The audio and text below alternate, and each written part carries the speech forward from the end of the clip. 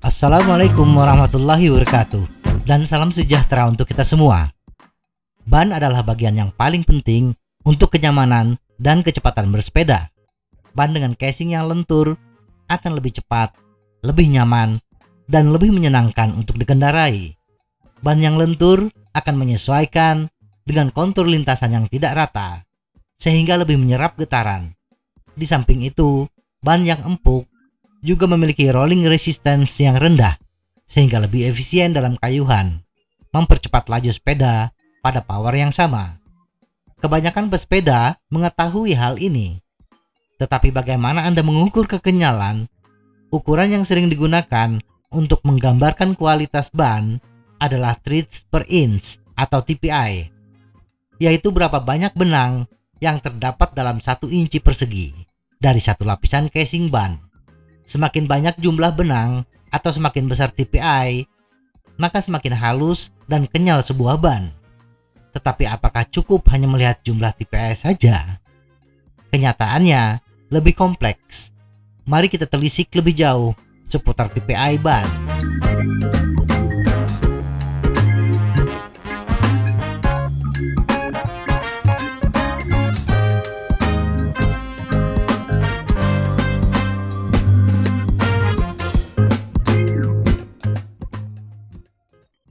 Satu, tergantung jumlah lapisan.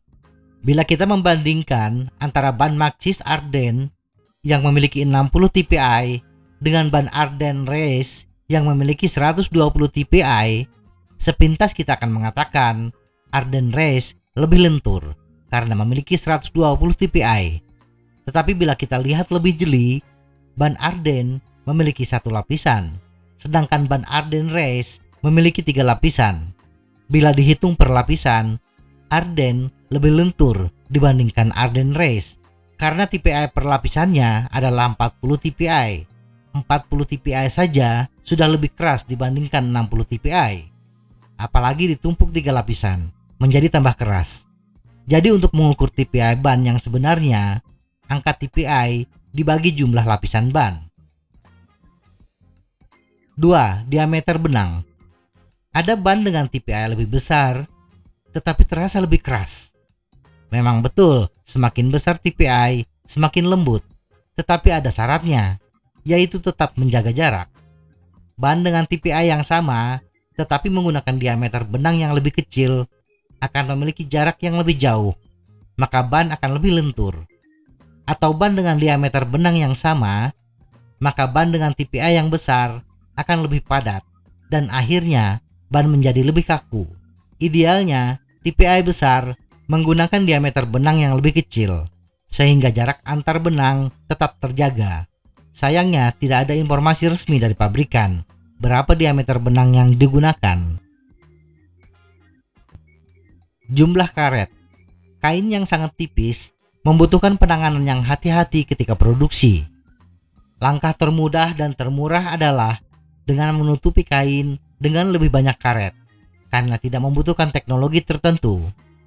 Tetapi semakin banyak karet, ban akan semakin kaku.